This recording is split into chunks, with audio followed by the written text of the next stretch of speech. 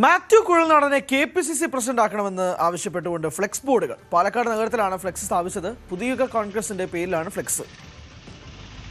പ്രജിത്ത് ഉണ്ട് വിശദാംശങ്ങളുമായി. പ്രജിത്ത്, ഇപ്പോൾ സണ്ണി ജോസഫ് മന്ത്രിയൊക്കെയായി നിൽക്കുന്ന സാഹചര്യത്തിൽ ഒരു മാറ്റം വേണമെന്നുള്ള ആവശ്യം ഉള്ളിൽ തന്നെ ഉയരുന്നുണ്ട്.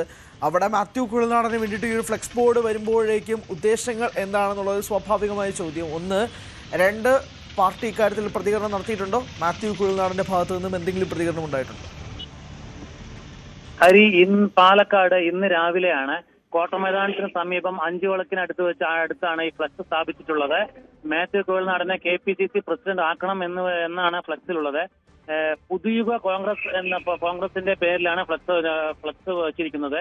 പാർട്ടി പാലക്കാടിലെ DCC അവരൊന്നും ഇതിനെക്കുറിച്ച് ഒന്നും പറഞ്ഞിട്ടൊന്നുമില്ല. ഇതിന് പ്രതികരണം തന്നിട്ടില്ല.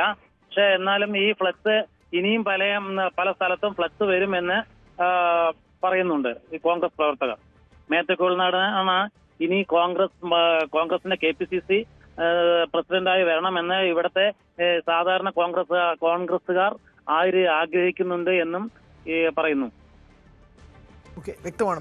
മാറ്റം വരും, മാത്യു കുഴൽനാടൻ വരും.